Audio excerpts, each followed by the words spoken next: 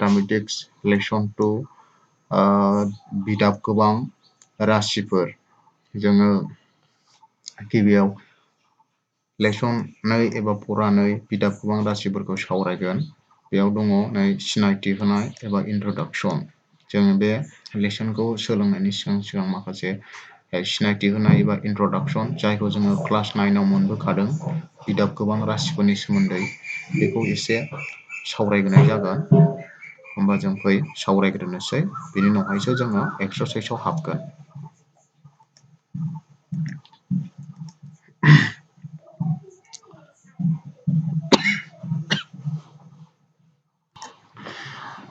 गिबियाव जोङो बिदाब गोबां राशिखौ मोनथिनानै लाग्रोनोसै।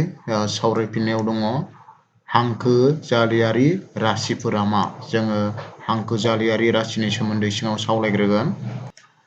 बेयाव दं सोलायस्लु आरो दिदोम। सोलायस्लु आरो दिदोमानि जथायखौनो जों मा हांखो जालियारि राशि होननानै बुङो।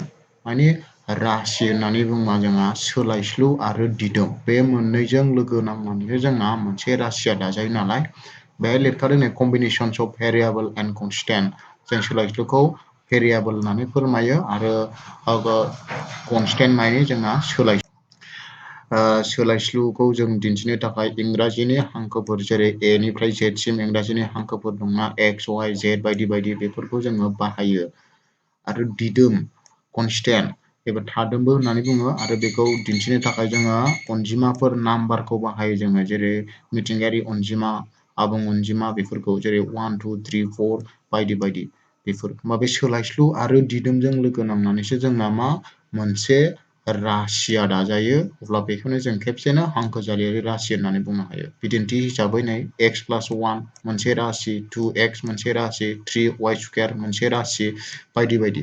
बेयावबो नै xआ सोलायस्लु आरो 1आ दिदोम बे मोननैजों दाजाबनानै मोनसे राशि जाबाय। थिग बिदिनो नैबे 2x आवबो 2 जों x जों सानजाबनानै मोनसे राशि जाबाय आरो 3y² आवबो 3 जों y मोननैजों सानजाबनानै 3y²। बा बेहाय दिदोमबो थाबाय दिदोमबो थाबाय आरो सोलायस्लुबो थाबाय। बेनिखायनो जोङो बेखौ हांखो जालियारि राशि होननानै बुंनो हायो। बिदिनो गोबां एग्जाम्पल जों होनो हायो। दा फैदो नेक्स्टआव बिदाब माने जोङो टार्म होननानैबो बुङो। हांखो जालियारि राशिनि मोनफ्रोमबो बाहागोखौनो मोनफा मोनफा बिदाब होननानै जोङो बुंनो हायो। मोनफ्रोमबो बिदाबफोरखौ जों ज' खालामनानैसो राशिया जायो होननानै बुंदों। माने नैबे राशियाव थानाय मोनफ्रोमबो बाहागोखौनो जोङो मोनफा मोनफा बिदाब बुङो। हमनानै लाबाय नैबे 2x + 1 बेखौ जोङो मा होननानै बुंगोन राशि होननानै बुंगोन। बे 2x + 1 आ बोरै दाजादों 2x जों आरो 1 जों दाजाबनानैसो जादों। होमबा नैबे 2x खौ जोङो मोनसे बिदाब होननानै बुंबाय आरो नैबे 1 खौबो जोङो मा मोनसे बिदाब होननानै बुंबाय। बे राशिनि मोनफ्रोमबो बिदाबखौनो जोङो दाजाब सिन नङाबा दानख' सिन बाहायनानै जोङो आलादा आलादायै दिन्थिनाय जायो होननानै बुंदों। जेरै example x² y² + 10x² y आ मोनसे राशि नंगौ। बे मोनसे राशि दाना बेखौ जोङो बोरै देखायखो नायदो। बे राशिखौ जोंहा मोननै बिदाबखौ दाजाबनानै सोमजिहोदों। होमबा मोनसे बिदाबा जाहैबाय x² y² बे मोनसे बिदाब आरो गुबुन मोनसे बिदाबा जाबाय 10x² y बेबो मोनसे बिदाब। दाना बे बिदाब मोननैखौ जोङो मा खालामदों नै दाजाबसिन थारमाने दाजाबलायदों। दाजाबलायनानै जोंना मा जाखो x² y² + 10x² y बे मोनसे राशि जाबाय आरोखि बे। दाना नेक्स्टआव फैदो थाफादेर। थाफादेर माने मा क'एफिशियेन्ट। दाना थाफादेरा माखौ होननानै बुङो होमबा बेहाय लिरदों बिदाबजों थाफानाय अनजिमायारि मानखौनो थाफादेर होननानै बुंनाय जायो। बे जोंना मोनफ्रोमबो बिदाबाव थाफानाय जा अनजिमाफोर बे अनजिमाखौ जोङो मा होननानै बुङो थाफादेर एबा क'एफिशियेन्ट होननानै बुङो। जेरै एग्जाम्पल हिसाबै 2x आ मोनसे बिदाब। दाना बे 2x आव अनजिमायारि माना मा बेयाव 2 नंगौना नङा 2 नंगौ। बेनिखायनो बे 2 आनो जाहैबाय बे 2x बिदाबनि थाफादेर एबा क'एफिशियेन्ट।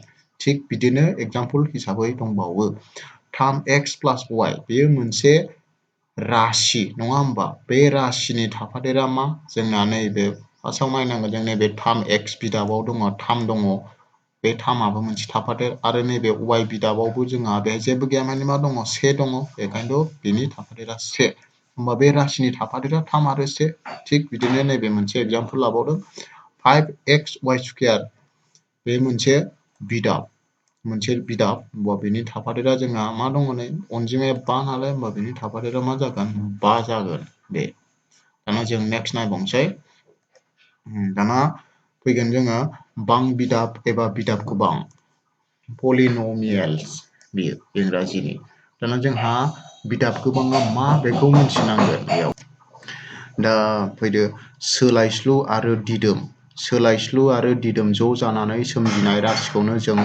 बां बिदाब एबा बिदाब गोबां बुंनो हायो होननानै बुंदों माने बुंनो थाङोब्ला जोङो राशि बे राशिफोरखौनो जोङो बिदाब एबा बां बिदाब एबा बिदाब गोबांबो जोङो बुंनो हायो होननानै बुंदों आरोखि सिगाङाव जोङो जा राशिनि सोमोन्दै सावरायबोबाय बे राशिफोरखौनो जोङो बिदाब गोबांबो होननानै बुंनो हायो आरो बे बिदाब गोबांखौ जों लिरनायाव माजों देखायो नैबे px जों देखायो आरोखि px जों बिदाब गोबांखौ फोरमायनो जोङो मा px बेखौ बाहायो जों दिन्थिनाय जायो जेरै नै 2x प्लास 1 आ मोनसे राशि नङा होमबा 2x प्लास 1 आ मोनसे राशि जुदि जों बेखौ बिदाब गोबां होननानै देखायनोब्ला जोङो बिनि सिगाङाव मा लागायनांगोन जोङो px लागायनांगोन बा px समान समान 2x प्लास 1 महरै जों बेखौ फोरमायगोन अब्ला बेखौ जोङो बिदाब गोबां होननानै फरायगोन आरो बे होमबा मोनफ्रोमबो राशिखौनो जोङो बिदाब गोबां होननानै दिन्थिनो हायो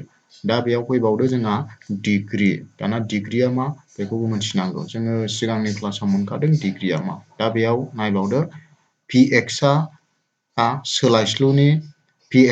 सोलायस्लुनि बांसिन थाखो मानखौनो डिग्री बुङो होननानै बुंदों थारमाने मोनसे बिदाब गोबाङाव एबा जोङो बिदाब गोबांखौ px जों देखायोमोन ना बे बिदाब गोबाङाव जोंहा नैबे सोलायस्लुनि बयनिख्रुइबो बांसिन पावार एबा देरसिन पावारखौ जोङो डिग्री होननानै बुङो जाहैबाय हमनानै लाबाय नैबे मोनसे बां बिदाब एबा बिदाब गोबां 2x प्लास 1 बेहाय जोङो मा लागायदेरनो हायो px लागायदेरनो हायो जोङो px समान समान लागायदेरनो हायो होमबा बेवहाय डिग्रीया नैबे x नि पावारखौ होननानै बुंगोन x नि बेहाय सोलायस्लुआ मोनसेल' नालाय बेनि पावारा होमबा 1 बेनो जाहैबाय डिग्री थिग बिदिनो मोनसे जोङो बिदाब गोबांनि एग्जाम्पल होबावनोसै बेयाव दङ नै 2x किउब प्लास 4x स्क्वायर प्लास 1 बेयाव सोलायस्लुआ बबे सोलायस्लुआ x बेबो x बेबो x दाना पावारा नायदो बे मोनसेना 2 दं नैबे मोनसेना 3 दं होमबा देरसिन जौगामाना बेहाय बबे होमबा नैबे 3 बेखायनोथ' बे बिदाब गोबांनि डिग्रीया मा जागोन 3 जागोन बे दानिया माखासे बिदाब गोबांनि थाखो राननाय दङ एबा बाहागो खालामनाय दङ बे बाहागोफ्रा नायलांसै जोङो नै गिबियाव से नम्बराव दङ हांखोआरि बिदाब गोबां एबा लिनियार पलिन'मियेला माबायदिखौ बुङो जुदि बेबायदि बिदाब गोबांनि डिग्रीया जुदि 1 जायो एबा डिग्री 1 गोनां बिदाब गोबांखौ हांखोआरि बिदाब गोबां बुंनाय जायो डिग्रीया जुदि 1 जायोब्ला हमनानै लाबाय नैबे 2x माइनास 3 मोनसे बिदाब गोबां बिनि डिग्रीया मा जागोन होनबा नैबे x नि गोजौआव मा थागोन पावारा 1 होमबा बिनि डिग्रीया 1 बेखायनो बेयो मोनसे मा बिदाब मोनसे हांखोआरि बिदाब गोबां थिग बिदिनो नैबे √3x प्लास 5 बेबो मोनसे मा जागोन जोंहा हांखोआरि बिदाब गोबां मानोना बेनाबो डिग्रीया 1 थिग बिदिनो y प्लास y √2 बेनियाबो डिग्रीया नैबे y ना मा दं सोलायस्लुआव y नालाय 1 होमबा बेनाबो डिग्रीया 1 बेनिखायनो बेबो मोनसे मा जाहैबाय हांखोआरि बिदाब गोबां डिग्रीया 1 जायोबाथाय बे जाहैबाय मा हांखोआरि बिदाब गोबां बेनि महरा जों माबायदि जायो px समान समान ax प्लास b जायो ओमफ्राय a नट इकुवेल टु 0 थारमाने a आ लाथिख'जों समान जानो मोना आरो a आरो b आ मा जागोन जायखिजाया नंगुबै अनजिमा बा हांखोआरि बिदाब गोबां लिरनायनि जोंना महरा बेबायदि जायो ax प्लास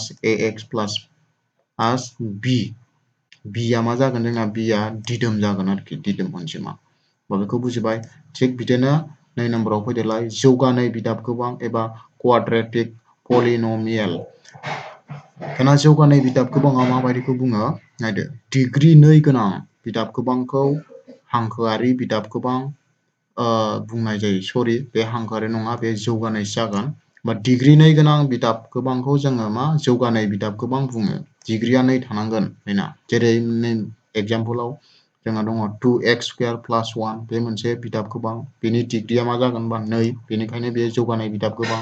आरो नैबेयाव दंबावो मोनसे 2x² + 3x - 2/5 बेयावबो जोंहा x नि डिग्रीया 2, बेनि थाखायनो बेबो मोनसे जौगानाय बिदाब महर। जौगानाय बिदाब गोबांनि महरा जोंना माबायदि जागोन? px = ax² + bx + c महरनि। आरो बेनाबो a आ लाथिख'जों समान नङा जानांगोन। बेनि जायगायाव लाथिख' जानो मोननाय नङा। होमबा बेबायदि महरनि जोंहा बिदाब गोबांखौ बुङो जौगानाय बिदाब गोबां। दाना 3 नम्बराव फैदो गणक बिदाब गोबां एबा किउब पलिनमियेल। दाना जोंना बेना गणकआ माबायदिखौ बुंगोन? जुदि बिदाब गोबांनि डिग्रीया 3 जायोब्ला, जै डिग्रीया 3 थायोब्लाथाय बेयो जाहैबाय जोंना गणक बिदाब गोबां। जेरै एग्जाम्पल हिसाबै नै x³ - 2 बेना 3 डिग्रीया। थिग बिदिनो 2x³ + 5x² + 4x + 5 बेयावबो जोंहा x नि डिग्रीया 3। होमब्ला बेबायदि डिग्री 3 गोनां बिदाब गोबांखौ जोङो गणक बिदाब गोबां बुङो। महरा बेना मा जागोन? px = ax³ + bx² + cx + d जागोन बेनि महरा। होमबा बेयावबो होनाय दङ a ≠ 0, थारमाने a नि जायगायाव जोङो लाथिख'खौ फज'नो हानाय नङा होननानै बुंदों। नाथाय a, b, c, d आ जायखिजाया नंगुबै अनजिमाया थागोन आरो बेयाव। नेक्स्टआव फैबावदो